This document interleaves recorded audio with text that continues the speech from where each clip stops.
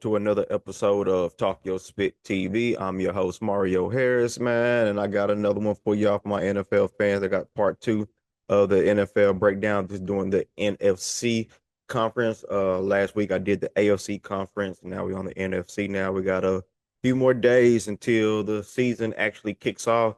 I hope to have this video up before game one of week one, but if I don't, I will definitely have it up before week two.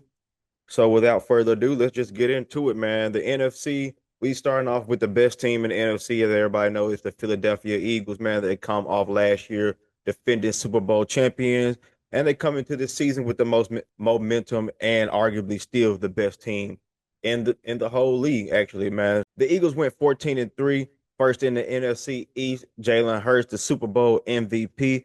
He wants to try to go ahead and silence all the haters to prove that he is a top five QB. Now, however, in my opinion, Jalen Hurts doesn't have to be top five QB for the Eagles to win. He doesn't have to throw for 4,000 plus yards. He don't have to throw for 30 plus TDs. And the way their offense is set up, he just doesn't have to do all that, man. So, me personally, I don't think he has to strive to be the top quarterback in the league, man. I think he just has to continuously to play good for them to win and for them to flourish, especially in that offense, man. So last year he did do 2,903 yards and with 18 touchdowns and with only five interceptions. And with the tush push that they have on that and that offensive line, which makes them also great. He is a dual threat QB, so he can get out the pocket if he needs to, if he has to. But like I said, with the tush push, they can easily get first down or a touchdown if it's a 1 yard to go or less to go to get that first down or touchdown. Now he does have two top 20 receivers in AJ Brown and Devontae Smith, both of whom are great route runners capable of catching deep passes. Now, while Brown is more of a power receiver who can gain big yards after the catch when doing such plays like slants, quick outs, or hitch passes, Smith relies more on his quickness, speed, and finesse. Brown averaged 1,079 yards with seven TDs in 13 games, and Smith averaged 833 yards with eight TDs, also in 13 games. It is worth to note that Brown is still rehabbing his hamstring. He is questionable for week one, but reports saying he should be ready to go. At tight end, Dallas Goedert missed significant time with a knee injury last season, but he should be ready to go for the start of the season. However, the biggest acquisition for the Eagles last season was picking up Saquon Barkley.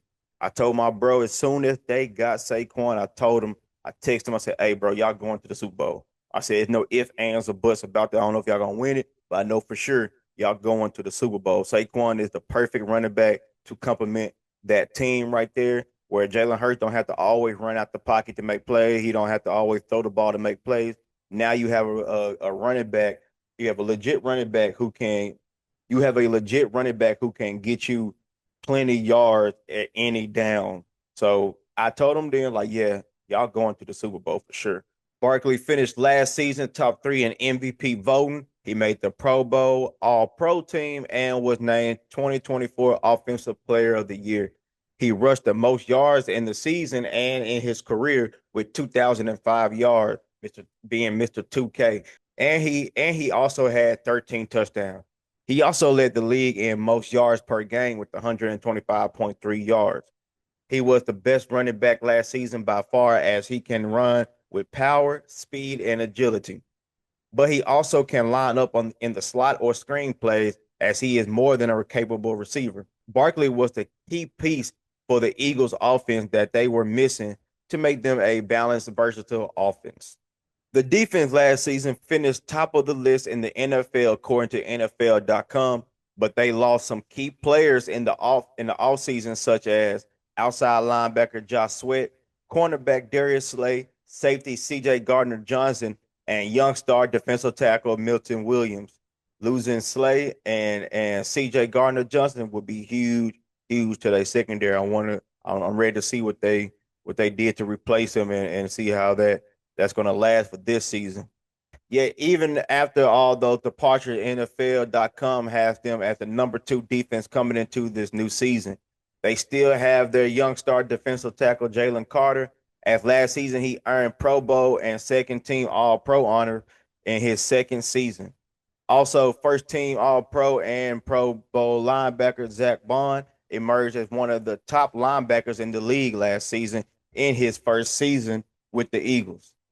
In the secondary at cornerback, Quinyon Mitchell and nickelback Cooper DeJohn serve as a pair of good defenders with a solid safety in Reed Blankenship. Overall, the Eagles defense still took a major hit with losing those key players from their dominant defense last season, but they have more than enough depth on the defense to make up for it. Like I said, I just really want to see what they're going to do. I still have them winning the NFC East and winning at least 13 games. Now, they do play Dallas in their first game of the season and at Chiefs in week 2. So those will be two key games for them to start the season to see how well their defense will be. The next on the NFC list, I have Detroit Lions. Coming into this season off a 15-2 record, first in the NFC North, with many people expecting them to get to at least the divisional championship game. However, they ended last season very, very disappointing. Lost in the divisional round to the Washington Commanders, where their top 10 defense gave up 38 points, and Jared Goff throwing 3 interceptions, with which one of them were a pick six, and they lost 45-31. In the season, Jared Goff was elite though, as he had 4,629 yards with 37 TDs and 12 interceptions with a completion rate of 72%. Now, going into his third season, Jamar Gibbs is emerging as one of the best running backs in the league. In each of his first 2 seasons, he made the Pro Bowl, and last season he led the league in rushing touchdown with 16. He rushed for 1,412 yards with 83.1 yards per game. He also is a dual threat player as he can play receiver. He caught 517 yards in the receiving end. The Lions have a great receiving core with 2 receivers who complement each other greatly. Amon-Ra St. Brown and Jameson Williams. St. Brown at wide receiver 1 is a great route runner with great hands. And in his 4th season, he made the Pro Bowl 3 times and first team All Pro twice. Last season, he logged 1,263 yards and with 12 touchdowns. Williams is the deep threat who can create separation very easily. Last season, Williams had 1,001 yards and 7 touchdowns. The defense is led by defensive end Alden Hutchinson. He only played in 5 games last season due to a season-ending injury, fractured his tibia and fibula. However, he is fully recovered and ready to play for week 1. Safeties Kirby Joseph and Brian Branch led the secondary. Free safety Kirby Joseph led the league in interceptions with 9, and a strong safety Brian Branch was selected to the Pro Bowl with 4 interceptions of his own and 109 combined tackles. Also, they lost cornerback Carlton Davis III, but picked up a suitable replacement in veteran DJ Reed. Coming into the season, the defense is ranked number 6 in the league by NFL.com. And with a full healthy roster on both sides of the ball, they will have another great season. I don't think necessarily they will win another 15 games. They have at Packers week 1, at Ravens week 3, at Chiefs week 6. Then the second half of their schedule, they have to play Minnesota twice, at Washington in week 10, then at Philly week 11, and Packers week 13. They lost offensive coordinator Ben Johnson and defensive coordinator Aaron Glenn, who were a huge factor to their success last season. But however, I do believe they can get at least 13 games and still win their division. Next on the NFC list, the Washington Commanders. They had a great season last year, finishing 12-5 and second in the NFC East, making it to the conference championship game after being in the wild card game. However, they did lose a big one to the Eagles. Led by rookie quarterback Jaden Daniels, he was amazing last season. Named to the Pro Bowl, winning Offensive Rookie Player of the Year, and finished 7th in MVP voting. He threw for 3,568 yards with 25 touchdowns and 9 interceptions. He also showed he was a dual threat quarterback, rushing for 891 yards with 6 TDs. Now, the Commanders have two additions to their offense this year. They have Laramie Tunsil to the offensive line and Debo Samuel at wide receiver that served as great major boost to the already high-powered offense. According to Fox Sports, they have them ranked number 7 in offense at the end of the season last season. So now they were coming in this season still top 10 according to Fox Sports. Debo only had 670 yards and 3 touchdowns last season for the 49ers, but he is still a very physical receiver, not your traditional receiver. He is very tough and versatile, so I expect the Commanders to run a lot of slant screens and jet sweeps type of plays for him. However, to complement that, they do have wide receiver one, Terry McLaurin, who also can do a lot at receiver. He is very fast and can create separation, good at route running and deep ball threat, and wins the top 50-50 ball catches. McLaurin had a stellar season last year as he had 1,098 yards and 13 touchdowns and was named on their second team All-Pro team and made the Pro Bowl. The Commanders also have Zach Ertz at tight end. He's a veteran. He is a veteran that is very productive and a player who knows how to make winning plays. Ertz had 654 yards with 7 touchdowns. He is also a great route runner at his position and has great hands to catch. Now, Austin Eckler at running back would be a player to watch as he missed significant time at the back half of the season due to a concussion. When he is out there, though, he is very productive and makes the offense very balanced. With such great offense, the Commanders' defense will be the question for coming into to this season if they can be successful or not. Their defense finished 30th last season, and they lost Dante Fowler to the division rival Dallas Cowboys. Fowler had 10.5 sacks last season at linebacker, and he will be hard to replace. Now, they do have veterans Bobby Wagner and Von Miller, which would be a huge getting to the quarterback and the run game, and they bring great leadership in that locker room on and off the field. But that's still a lot of question overall with their defense. Last season, the Commanders outscored a lot of their teams that made a lot of people overlook their defense. However, in the conference championship game, they gave up 55 points and 7 rushing touchdowns to the Eagles. Every sports fan and player knows offense wins games and they sell a lot of tickets. However, the defense will win you those championships.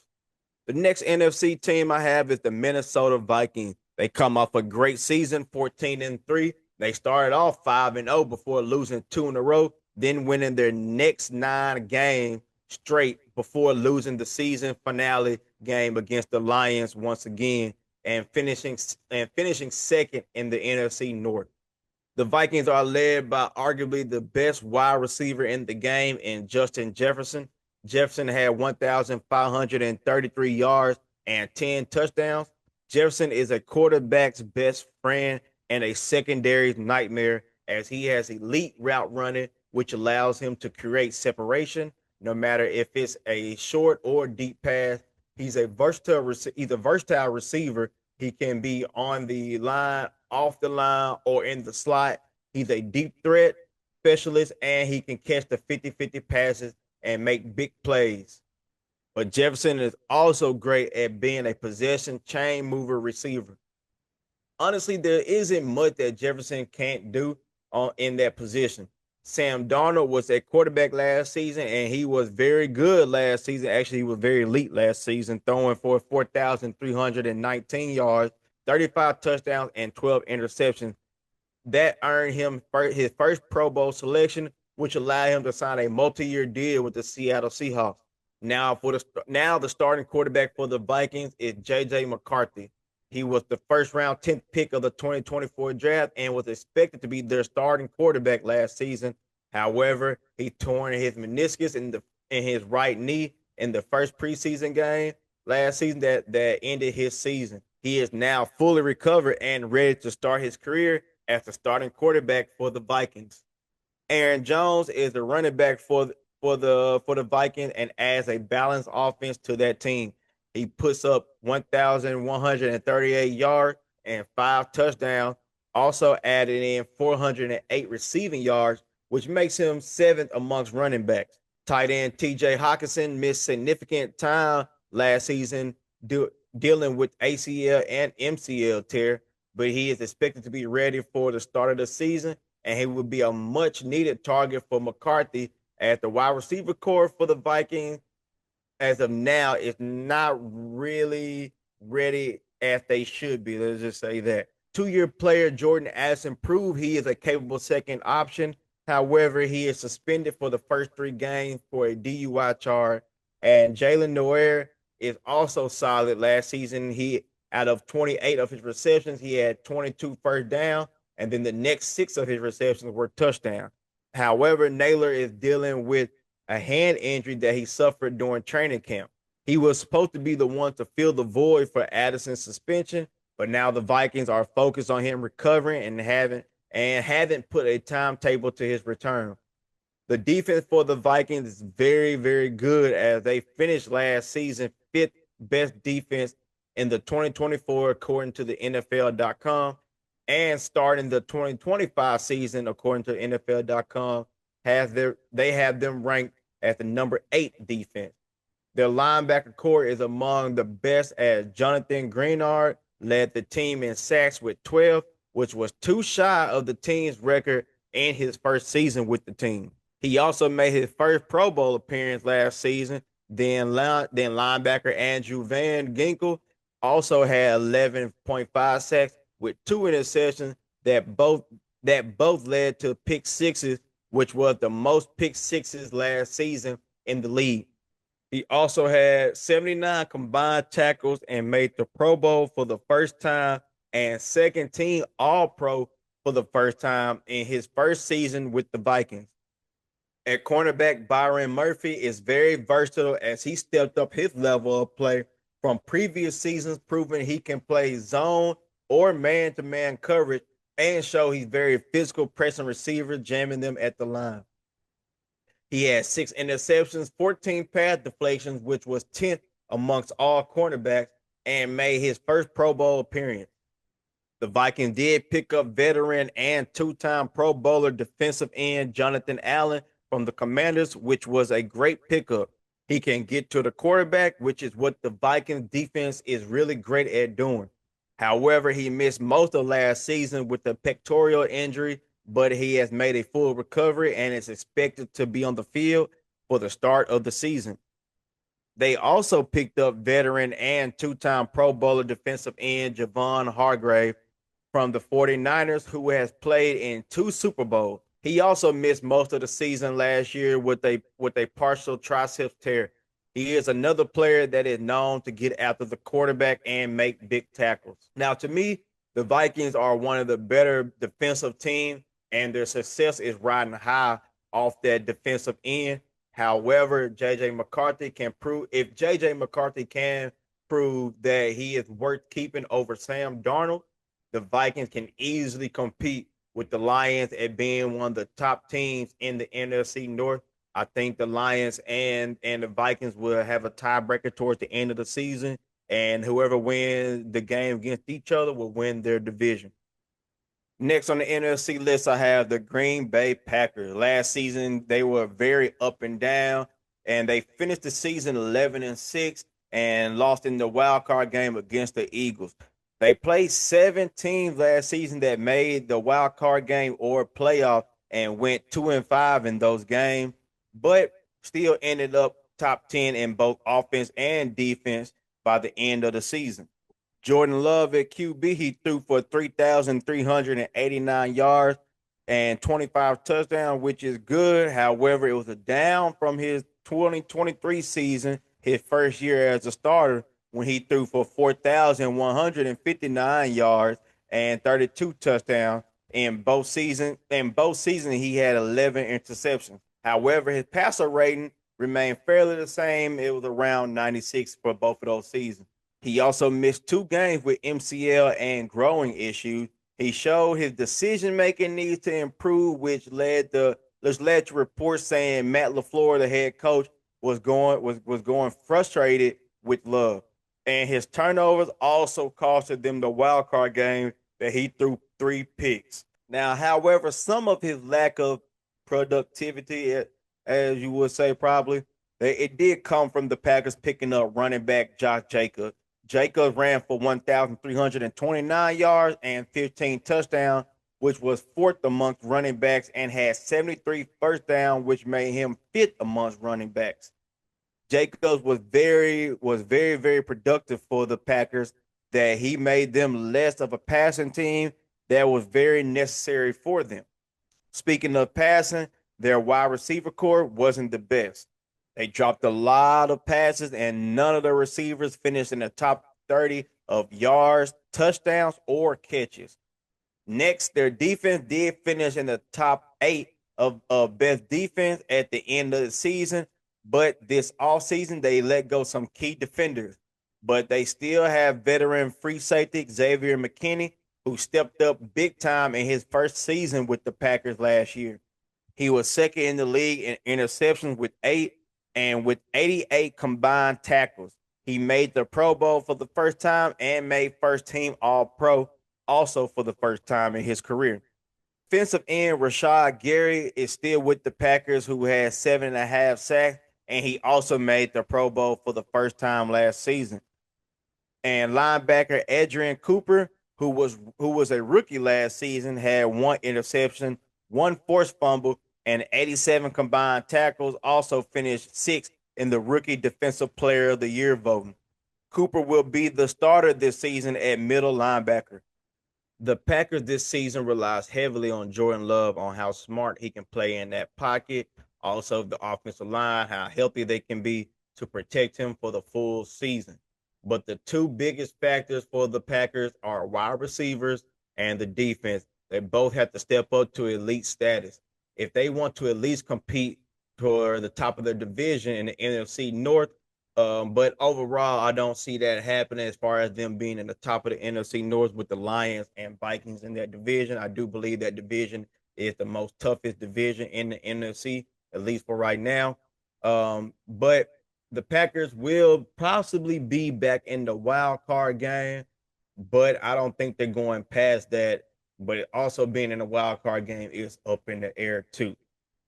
Next in the NFC, the Tampa Bay Buccaneers. The Bucs come into this season following a 10-7 season, being first in the weak NFC South division. They were led by quarterback Baker Mayfield, who was elite. He threw for 4,500 yards, which was third most, and 41 touchdowns last year, which was second most. He also led the league with 18 interceptions, but that wasn't much of a problem, as he was still easily one of the best quarterbacks last season. 11-year veteran, 6-time Pro Bowler, multiple All-Pro, Super Bowl champion, and gaining at least 1,000 yards in every season he's played in. Wide receiver Mike Evans is a future Hall of Fame player and the main target for Baker. In 14 games, he had 1,004 yards and 11 touchdowns. Also on that receiving core, Chris Godwin, the other receiver for Baker, he suffered an ankle injury in week 7 that took him out for the remainder of the season, but he should be ready for the start of week 1. Running back Bucky Irvin and Rachaad White are 2 very solid backs that does different things on the field, but they complement each other very greatly. Irvin, the more shifty and elusive explosive back, and White is more of a big body power back that can catch. The Bucs will need to continue to get them more involved in their offense if they want to take pressure off of Baker and don't seem too one-dimensional. Irvin put up 1,122 yards and 8 touchdowns, and White had 613 yards and 3 touchdowns. The defense is the biggest problem for the Buccaneers, as they were 27th in opponent points per game last year. However, they did have a great success getting to the quarterback, as they had 6 different players with at least 4 sacks. Led by veteran nose tackle Vita V, he's a 2-time Pro Bowler, and he had 7 sacks last season. The Bucs picked up veteran linebacker Hassan Riddick, who is also great at getting to the quarterback. They also picked up safety Antoine Winfield Jr., who is great at pass coverage and is fast enough to stop the run. The main focus for the Buccaneers coming into this season is their offensive line. They need to stay healthy as they have some injury concerns coming into this season, as they have to protect Baker, and they also need to protect their two running back in the run game.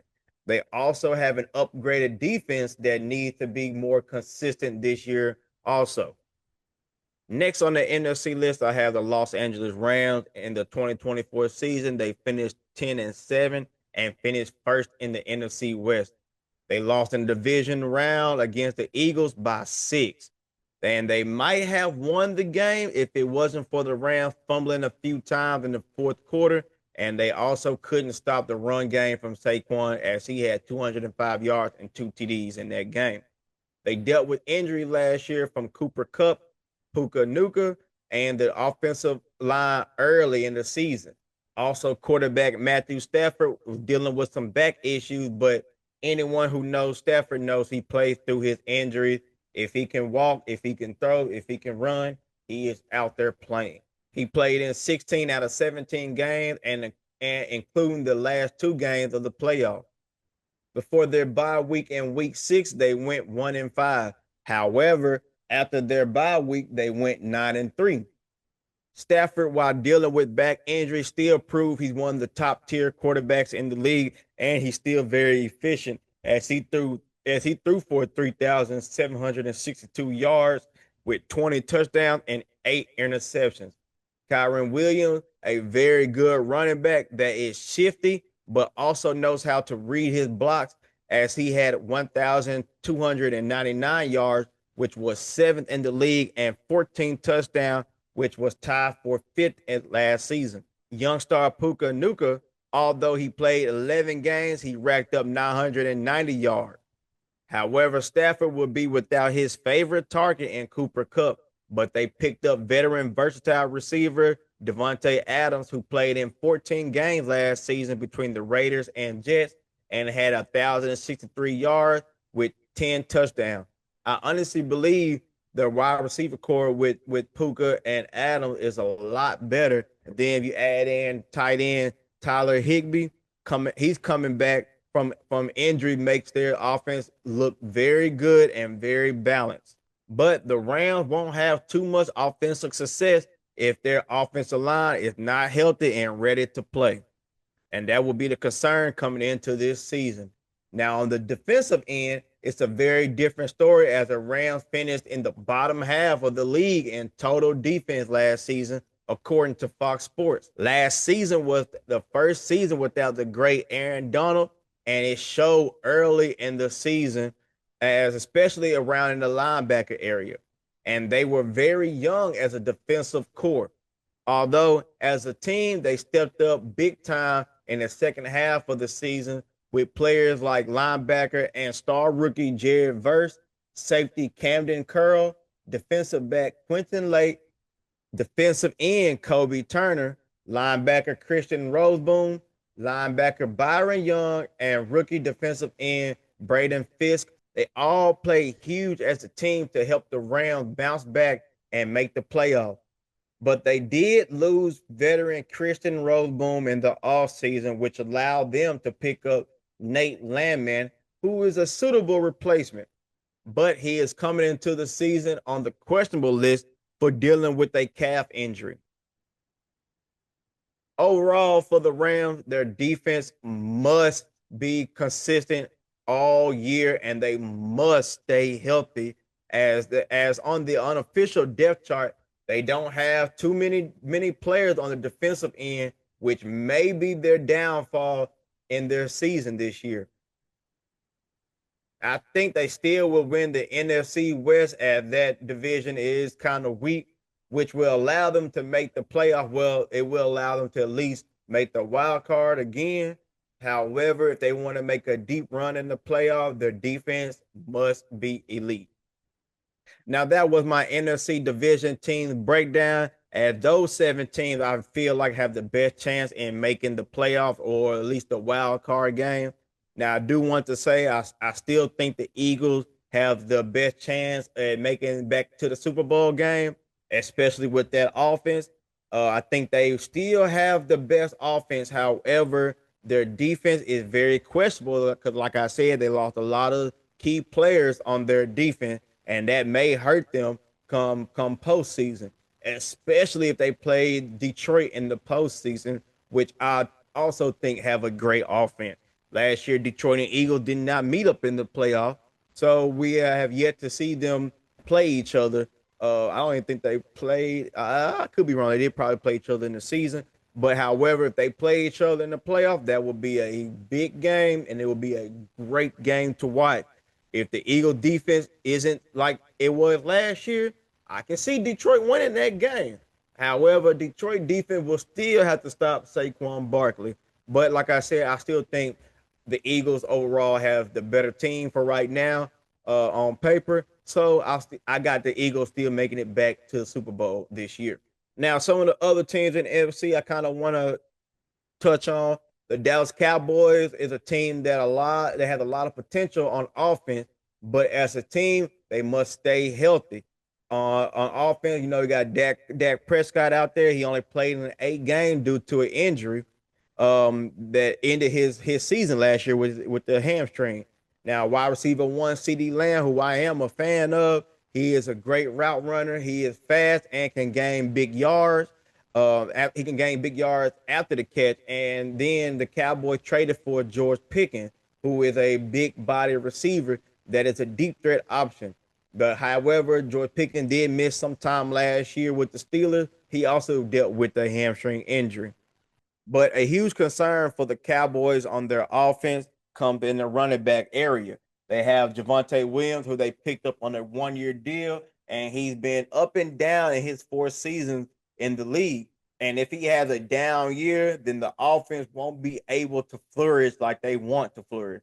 A lot of players in the Dallas locker room, they have Super Bowl aspirations for this season. I don't think they'll get there, but of course, gotta as a player, you want to feel like you can at least make the playoff. But defensively, they have a lot more concerns than they do offensively. The defensive team last year for the Cowboys wasn't very consistent, and they definitely wasn't durable. Now they do have arguably the best defensive end, if not the best defender on their team, in Michael Parsons. And Jerry Jones finally resigned Parsons to a deal, but he has to stay healthy.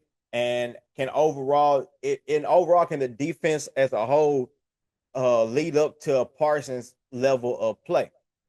Overall, they still may fall short of the playoff, mainly due to their schedule. Even if they do kind of be a little healthy, their schedule is fairly tough. They play a lot of playoff teams, and then after their bye week in week 10, they play 16 straight that made the playoff last season. Atlanta Falcons, they have Michael Penix Jr. at quarterback, who I believe is a solid quarterback. Now, how good he actually can be is yet to be seen, but the potential to me is higher than his downfall, in my opinion. Key players like Bijan Robinson, Kyle Pitts, and Drake London will also have to step up their level of play once again if they want to show that the Atlanta Falcons is a great team. Now those will be considered their vets in the locker room, and they will be the leaders also in the locker room. Defensively, they are young and inconsistent. The Falcons, that is, as they finished in the bottom half of the league in total defense last season, according to the Fox Sports. As a team overall, they must stay consistent offensively and defensively. Last season, after they week 12 bye week, they went 2-4, with the last 2 games they lost in overtime, which allowed them to be 2 games behind the Tampa Bay in the NFC South division. Had they won those 2 games, they would have won the tiebreaker with Tampa Bay, because they beat Tampa Bay both times in the season, and they could have gone to the wild card game. But unfortunately, they didn't win those, and they fell short of the playoffs as a whole. The Seattle Seahawks could be a sleeper team in the NFC. They picked up Sam Darnold, who could have another great season with the offense that the Seahawks does have. Although they did lose DK Metcalf, they did pick up Cooper Kupp, and they still have Jackson Smith-Njigba, who racked up 1,130 yards and a Pro Bowl selection in his second season. They have solid tight end Noah Fant and a two running back system in Kenneth Walker III and Zach Claiborne. They also have a defense that has great potential in that they finished in the middle of the pack last season and they look to build up from that. Now, the other teams in the NFC, I really don't need to speak on. The Giants, they did get Russell Wilson, but I still don't think they're gonna win more than 6 games to make it to the playoff. Chicago Bears with Caleb Williams at quarterback. I'm still iffy on him. I don't want to say he's looking like a bust, but he don't look like a star elite quarterback. Other than that, he did play a lot better at the end of the season last year than he did at the beginning of the season last year, and he was a rookie. So maybe this season will be different. Now he's got a full year under his belt, but I still don't feel like the Chicago Bears will make the playoff. Carolina Panthers, I'm not definitely not sold on them. Definitely not sold on the Saints either. I don't even know who's gonna be the Saints quarterback this season. Am I missing anybody? Or Arizona and 49ers, not sold on them either. But those teams that I did name, the NFC, like I said, the Eagles, Detroit had the best chances to make it out of the NFC and to make it to the Super Bowl. However, I do like the Vikings. I do like how they look. I like how Washington looked also. So the NFC does have some teams over there that can play. Like I said, Seahawks could be a sleeper team. They could make the playoff this year. So with that, just yet to see.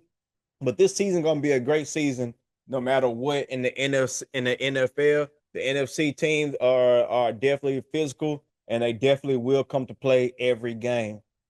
As always, thank y'all for watching. If you haven't subscribed to the channel, please go ahead and subscribe. If you have already subscribed, thank you for subscribing and supporting me. Please like, comment, share on this video. Let's talk about NFL, talk about your favorite team. We can go all day about it. Talk about your favorite players on here. We can go all day about any discussion with sports in general. But like this is the NFL video, so we definitely will. I would definitely love to talk NFL with anybody. So please comment if you have anything to say. If I missed out on anything, please comment. Let me know, man. I'm always willing to learn more things about anything. So if I missed out on something, if I said something wrong, please comment and let me know. But until then, this is Talk Your Spit TV. I am Mario Harris. Thank you.